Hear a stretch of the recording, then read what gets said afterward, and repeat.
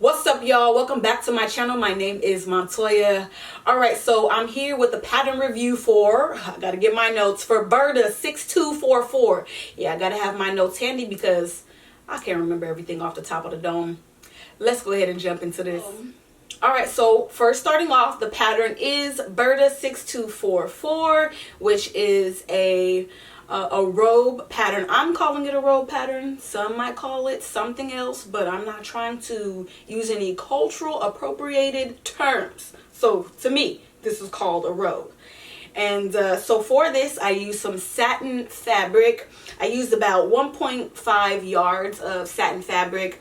And so to pre-treat my fabric, I washed it in this tub that I have. I washed it at home in a bathtub, but I have like this smaller tub that I went ahead and rinsed it in. And to dry it, I went ahead and laid it over my shower rod, but I did put a towel on my shower rod first, and then I let the fabric hang over. And then I put a towel on the ground right in front of my shower, you know, just for that extra, like, if anything was dripping. I don't know why I'm doing that for dripping, but yeah, just in case any excess water was dripping, it'll get on that towel. Okay, so for sizing, I did cut the size 18, which is the largest size of this pattern, and I'm hoping that Burda will start to expand their size range, because I do tend to see that I'm usually cutting the largest sizes in Burda pattern, so I think they really need to start extending that size range. Alright, so I decided to cut out the size 18 after looking at the finished garment measurements. So the final measurement is 48 inches at the hips, and this is the only finished measurement they had. They didn't have the bust, and I was measuring the pattern, trying to decide. So ultimately I went with the 18. Now my hip measurement is 42 inches. So I mean, I could have done the 12, the 14, or the 16, but I wanted mine to be more on the looser fitting side, and I also didn't want my pockets to be puckering. I could have done the 16, but I just ultimately decided let's do 18 and get a finished hip measurement of 48 inches. Okay, so an essential notion that I use while sewing up this silk robe, I actually went ahead and Googled like best practices for sewing up satin fabric, silky, because I think this is maybe my second or third project, but I like to educate myself, okay? I'm still learning. Even though I do tutorials, I'm still a learner, right? I teach, but I am a lifelong learner. So one thing that I read was to use a sharp needle using the 80-12 or the 70-10. So I bought both, and I tested them on a scrap piece of fabric that I had after cutting out the pattern. And after testing out both, for my fabric, using the 80-12 was the best needle for my satin fabric. Okay, next let's jump into some modifications. I'm going to I could verbalize it and tell you the modifications that I made, but let me just go ahead and show you. Alright, let's talk modifications. So the first modification that I made was shortening the pattern. So view A it's not the length that I wanted. I desire mine to be knee length. So what I did was I shortened mine 5 5/8 of an inch, and I did that on both the front pattern piece and also on the back pattern piece. I'm shortening them the same. So from the bottom of the pattern piece, so where it said view A, I just measured up 5 5/8 of an inch. I then drew a line, and to keep my pattern piece intact, I didn't cut along the line that I made. I just simply folded it to the back. So this is the front part of the pattern, and what I did was I folded it up towards the back, and here at the side seam it usually tends to stick out, so I just slightly folded it and pinned it with some smaller pins to push the pattern out of my way. Another tip for determining how I wanted to shorten mine was, thankfully on this pattern there was an indication of where the waist measurement is.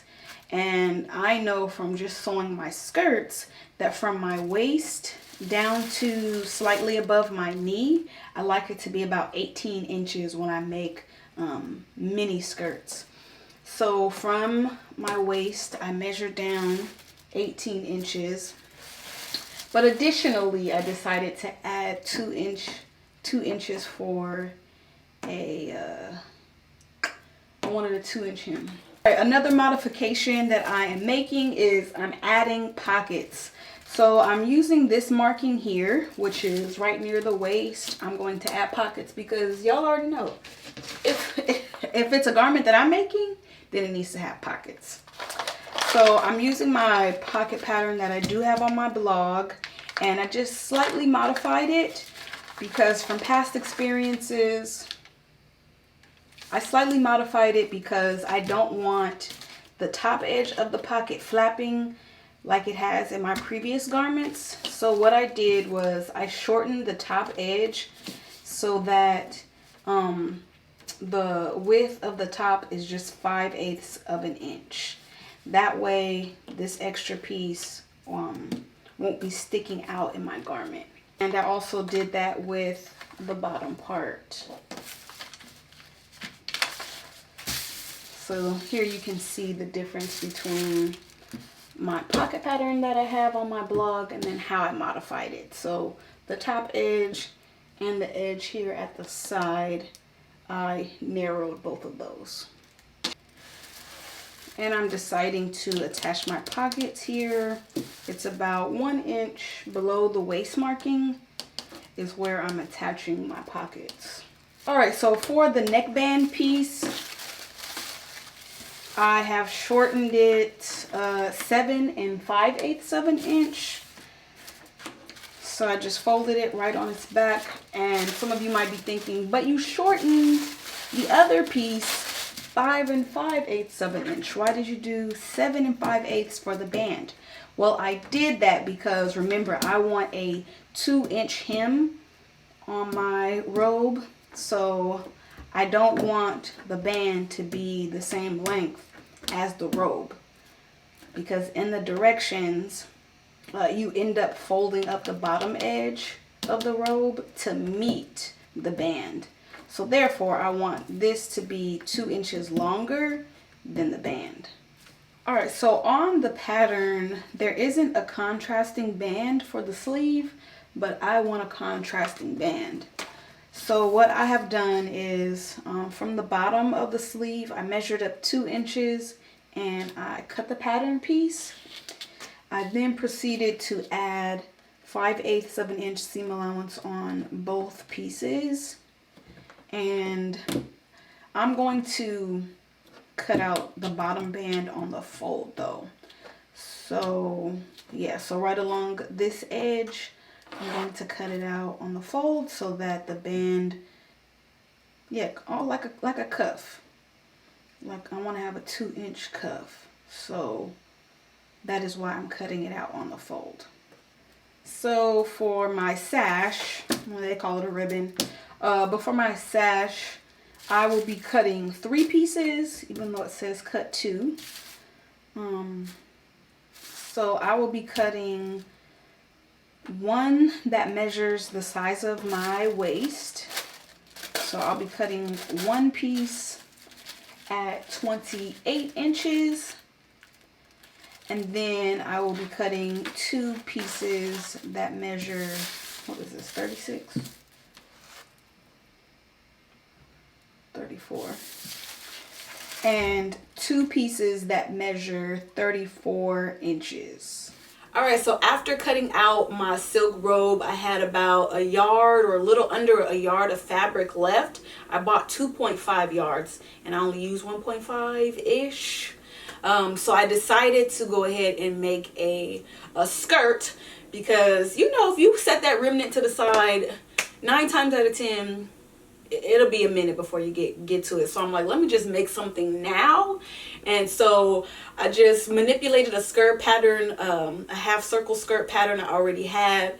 It's not quite a half circle because I just didn't have enough. So I just narrowed down the panel so that it could fit the fabric. And then I used a contrasting band for, I used the black contrast for the band and the pockets because I didn't have enough of the main fabric. But to me, it worked out better using the contrasting fabric for the band. I'm going to continue to do that from now on. It just adds like a different dimension. And so, yeah, I'm going to continue to do that. Okay, now for the star of the show. Some video footage of this beautiful robe and how I styled it in multiple ways. I styled it in about 5 or 6 different ways. I could have done more, but whoo, this was my last look at the photo shoot. Your girl's feet was hurting, so I told my niece, I said, all right, this is as many as I could do. It's time to wrap this up. But yeah, let me show y'all my beautiful robe, the way it was styled.